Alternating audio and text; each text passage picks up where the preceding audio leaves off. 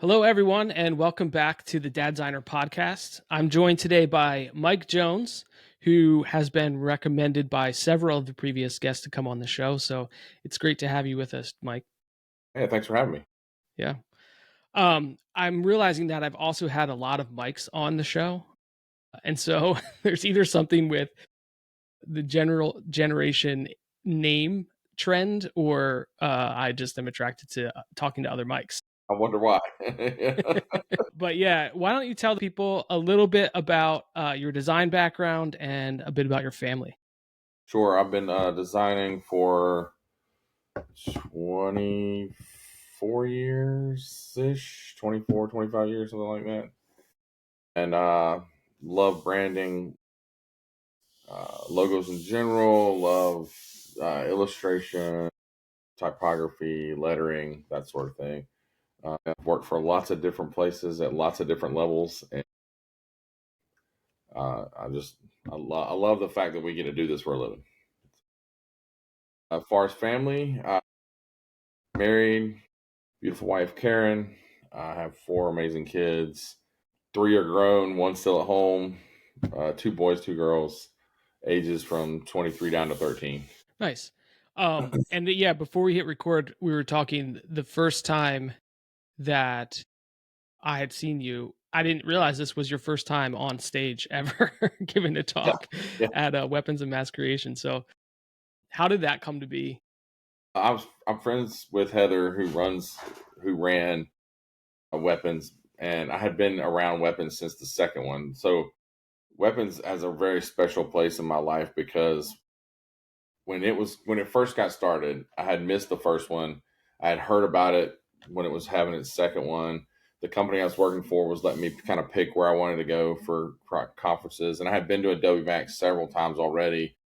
And I wanted to do something different, go to a place I'd never been to Cleveland, and I was like, let's go to this one. So I go up to Weapons. This is before Heather had ran it, and kind of got ingrained in what they were doing. They had 20 speakers in a lineup, like in a talk lineup. They had 20 speakers in an art show, and I think they had about 40 punk bands over the course of a weekend. And you had about 2,000 people come through over the course of a weekend for different parts of it, right? So not all people were there for speakers or the show or the bands, but they were kind of all intermingled. But the crowd was very welcoming, and it was just the atmosphere of something I enjoyed. I felt like I could connect better with the people at something like that than versus a larger event. Not that those aren't great; they're awesome, but there's so many people at bigger events that you're only going to connect with a few folks, and like here is it's an opportunity for a little more fellowship, a little more FaceTime. And so I came back from that second one, super pumped and jazzed and charged up. And that's kind of where the idea of like, hey, I could do this in my own hometown. That's kind of where Creative South was kind of sparked. But I knew Heather from when she took over from Jeff and those guys, and she just point blank was like, "You need to be on stage," and I'm like, "No, I'm good. I don't want to do it." And she's like, "Well, too bad. I already put you on. Like, I've already announced it, and you're gonna do it." And I was like, "Really? You're gonna make me do this?" So I got a lot of help from two of my buddies to like figure out what I needed to talk about and how to write a talk. And got up there and I took some friends of mine with me, Lenny and Matt and Mike. They all were traveling with me because we set up kind of a vendor booth to sell some like Southern goods, like a kind of a Southern goods shop we were working with and trying out. And but my wife couldn't get away and be there, so we're at the booth or whatever, hanging out, selling our wares. Mike Porter comes up to me and was like chatting me up or something, him or Matt, one of them. And then all of a sudden, I see my wife walking down the little thing, and I'm like, or she tapped me on the back. I was like, "Excuse me, sir, I'd like to buy something." And I turn around and like my wife's standing there. I'm like, "What are you doing here?" And they had flown her in as a surprise, so she could see me talk for the first time. And so she was sitting right in front, and I had a good time. Got a standing ovation. It was wild. It was a good. I don't know. It was good energy all around. I had a blast, and a lot Yeah. of my friends were there. Folks that I'm still close to today. So yeah, that's kind of how that getting on stage came about. Yeah, that's really cool. Being in the audience, I recall, I don't remember anyone else that spoke, but I recall your presence and I don't know what you said. I don't remember what you said, but I remember who you were as a person and how you showed up. And so when Jason Froston was like, "Oh, you should have Mike Jones on the podcast," I was like, "Well, yeah." I remember hugging necks, and I remember just like you got emotional and you really cared, and like you really you just showed up, and it was a cool experience. Thank you. Yeah, I appreciate that. It was a wild, scary time for me, but at the same time, once you get over and you're done with it, you're like, I kind of enjoy this. It's nerve yeah, wracking, but I kind of enjoy it. And once you're in the moment and you're on stage and you're feeling all the energy from everybody around you, like it's something you want to keep doing. And if you get the opportunity, so if you ever get the opportunity to speak on stage, take it. yeah. And how many years later did you end up starting Creative South? Would have been That would have already been going on. So we started in 2011. This will be your We're on our 12th 13th, year, 13th, 13th. conference, 5th year, I think. And how has that experience been? Like, what have you learned through the process of creating a conference, sustaining a conference, the difference between what it will look like in 25 versus 2011? It is, well, then you didn't have any kind of money, any kind of knowledge, you were just kind of like winging everything, hoping it works and, and praying it doesn't fall apart and thinking you were somebody for putting on a half a day of thing. And for at that one instance, we felt like we did this big, it felt great to have accomplished a half a day event in 2011 and with two speakers and 45 people showing up. And then you fast forward to now where you're like, pre-COVID, we were at 800 to 1,000. And after COVID, like things are more expensive. People aren't traveling as much. That's a little different, but I want to keep it around 500 people. That felt really comfortable last year. So that's where we're keeping it 600 people.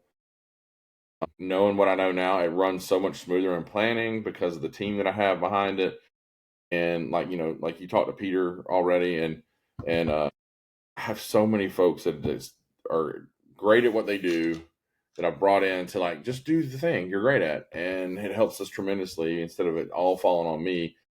And I do a good bit also, but it's nice to have those teammates to really level it up, and so it makes it easier to just know, okay, these folks are in charge of that, and it just runs smoother. Because like when it was just me and my buddy, it was like it felt like it took forever to plan stuff.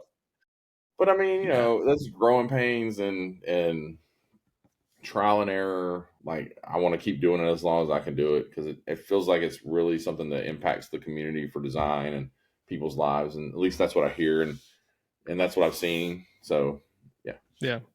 Yeah. I didn't ever intend for this podcast to become a Creative South commercial, but it's becoming one. Uh, I say that because just through the nature of people talking about how special that smaller environment is, I've actually had former guests be like, "I'm going this year. Are you coming?" And so my ticket's about to be purchased in December, and so So I'm excited to see other people that have been through here. yeah. But yeah, Why it's don't you come to your podcast live? well, Peter mentioned that. Peter did mention that. Um, The invite's there. so yeah, I Yeah. Wouldn't have said it otherwise. yeah, I mean, it's just it's weird, you don't I never set out to make this thing anything but a Sure. little side project. Sure. And you start doing stuff and the doors start opening and so and so connects you to so and so and I'm like, I'm just a dad living in the suburbs of Hey, Philadelphia making a thing. I'm in a smaller place than that and I'm still doing what I can do. So I'll tell you, man. But yeah, I mean, come Yeah. on, hang out with us. Yeah.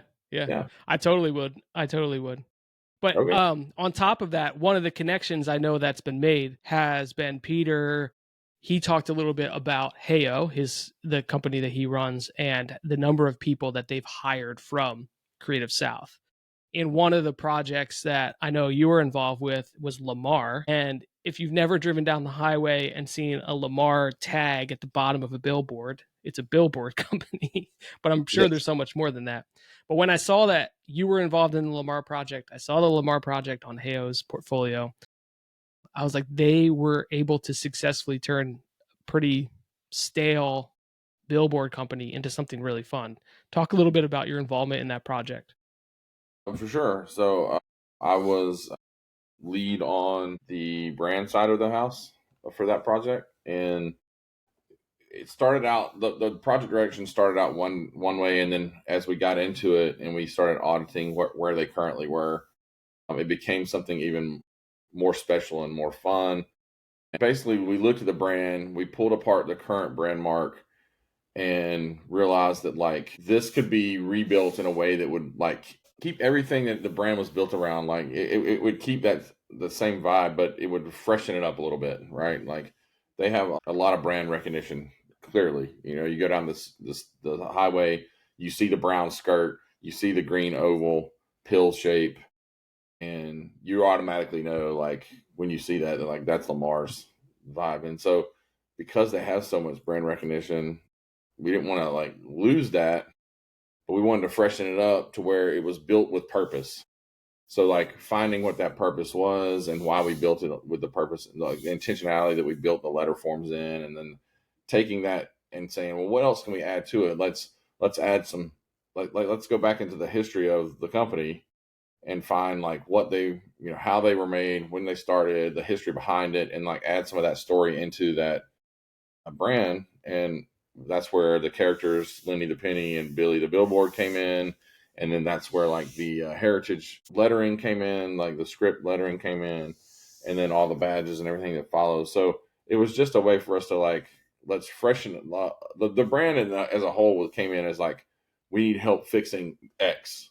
Like, here's the problem where they're trying to solve. And so product and web had that to do. And so then we saw a need and like said, okay, let's also freshen this part of it up. And it was just a wild project. It was such a fun time. They have a great team over there who was very helpful in just getting all these decisions settled. And I don't know, man, it was just it was a lot of fun to elevate where they were to where they are now. That's cool. I didn't realize that the character's name was Lenny the Penny, Yes. and I love that. I love that. So that the story behind that is that the the two owners owned a theater and a publishing company, and Got it. they had a falling out and they were splitting up, and so they flipped a coin to see who would get which one. And so Lamar got the publishing company, and the other guy got the theater. Well, then fast forward several months, the theater gets destroyed in a storm, and then the publishing company takes off to what it is today, and because of a flip of a coin. And I was just like, how do we bring that part of the history into as a fun character that they can use internally for, you know, swag and just fun stuff. So that's kind of Yeah. where they, and then we were like, well, he can't be by himself. Let's give him a buddy, you know. So Yeah. that's where that came from. That's a wild Yeah, story. Wow. I've also seen on your Instagram and stuff, you've done a bunch of sports type branding. I've done Was some. any of that influenced by your like kids, your kids' schools? Like what I think I saw one that was your kid's school, maybe. It was a Maybe friend of. not. I'm actually going to re-release that one too. Oh, okay. But it was that one you're talking about was a like a wasp, hornet, bee kind of character. Yeah, yeah, yeah.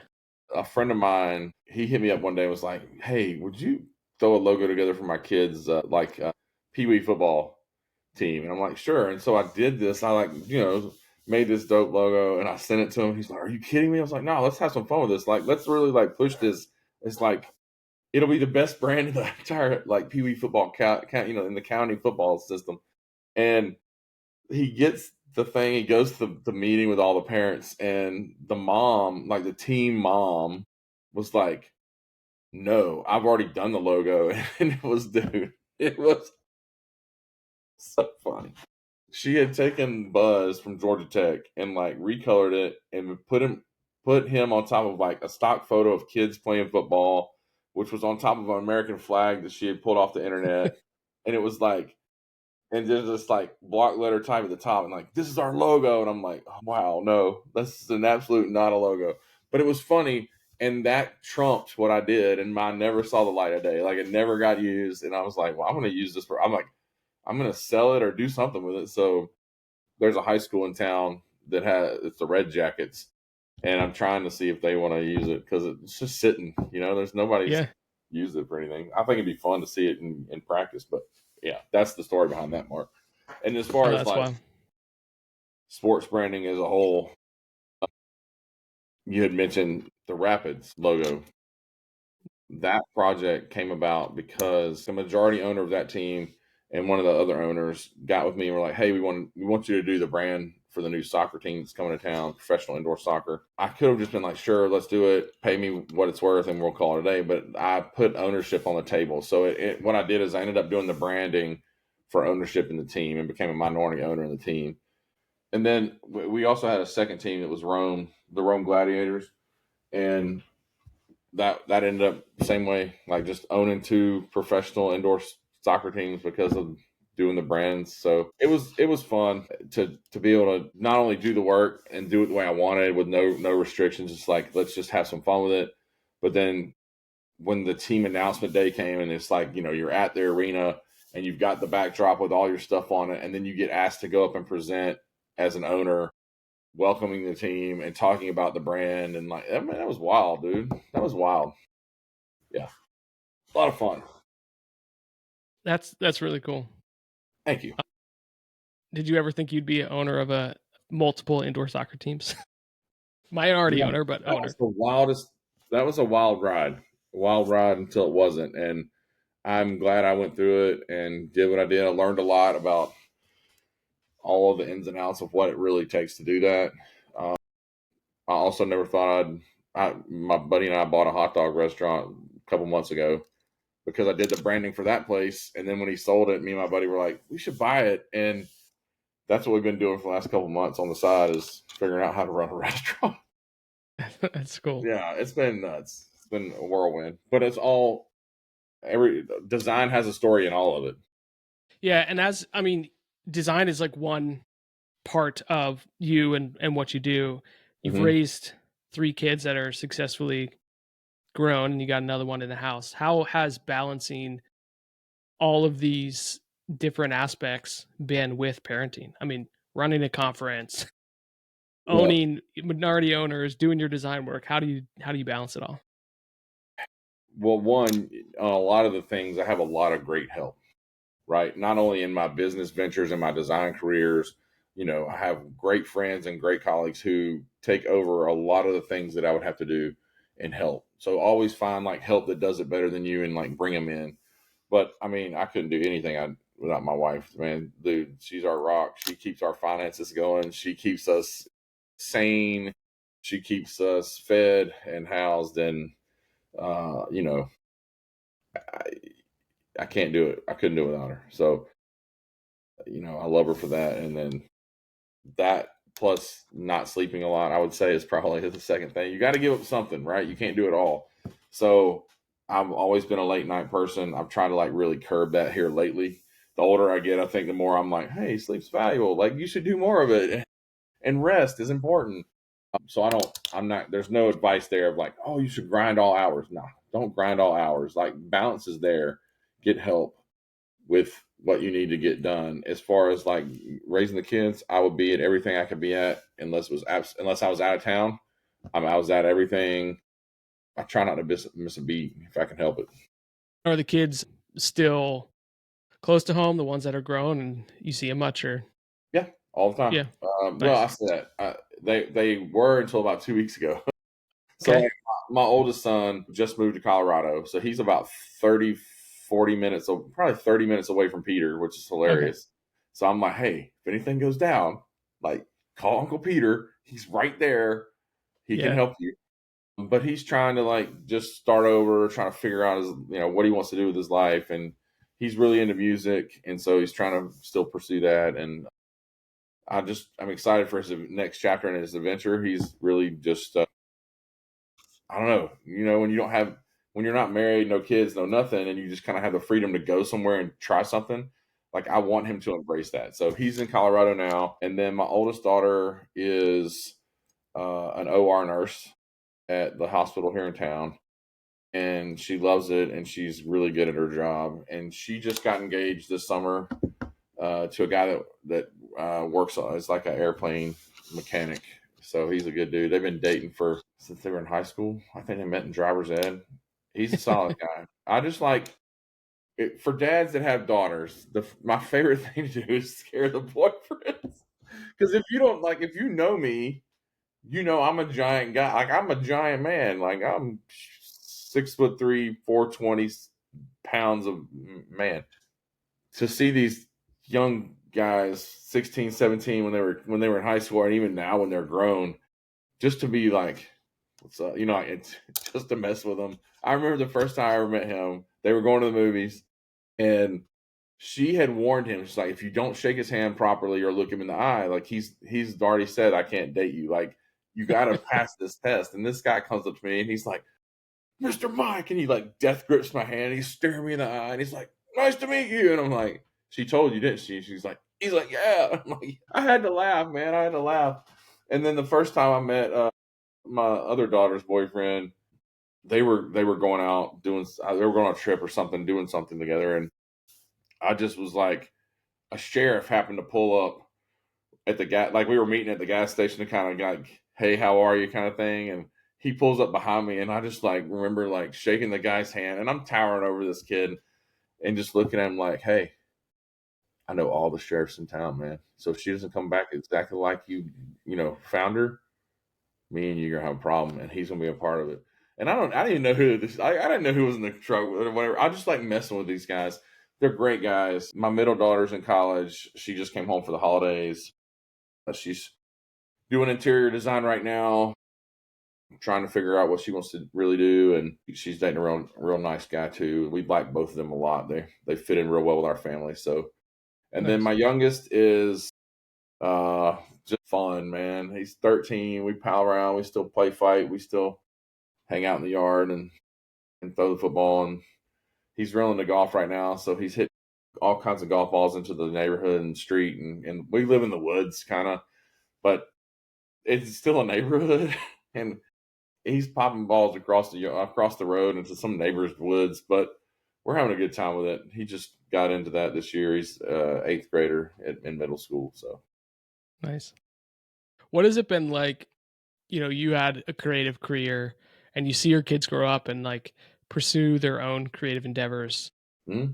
Do you feel like you instilled any of that in them, or you kind of like provided the opportunities and said, have at it, go do what you want? I think it's more of like when I was growing up, it was like you can't have a beard, you got to shave, you got to tuck your shirt in. It wasn't strict, but it was just like this is how it is. Posters on the wall, really like your room needs to be this way. And so like when I got done, I was like growing a beard. I'm gonna wear shorts every day. I'm gonna wear hoodies. I'm not gonna put on shoes. I'm gonna do how I want to do it. And the mentality of that and the creative, like being a creative as a professional, when my kids were like, I want to get a mohawk or I want to, dye my hair pink or blue or whatever, like go for it. I don't, it's yours. Like, let's express yourself and be an environment where self-expression and creativity and all that is welcome and instilled in them. So it wasn't like, hey, I want you to go do this for a profession, or I hope you do this as a career. It's more of just like, be you, enjoy being you, and like be free to explore what creativity is in all facets of your life, not just like as a career, but like creatively think about problems, creatively think about just whatever. And I think us allowing them to have a little more freedom like that has just let them become who they are and added to,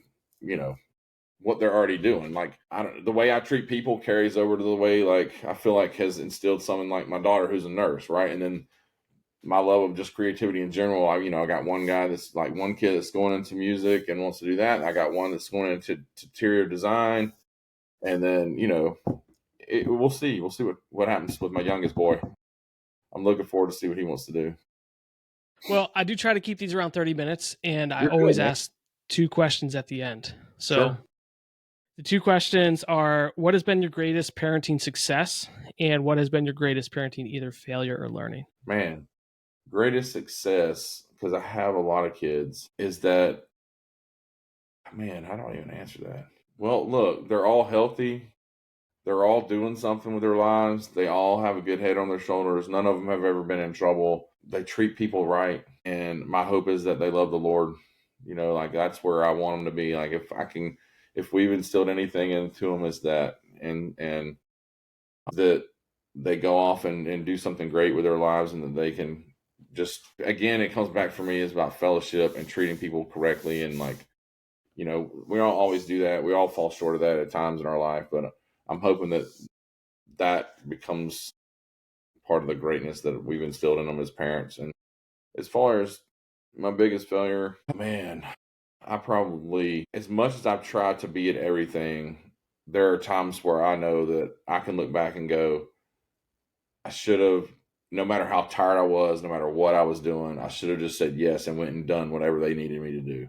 Right? Like, oh, I want to go out and throw the ball. And you'll be tired as a parent. Like, I just got, done with two jobs and I'm like, I'm vegging on the couch. I'm looking at my phone.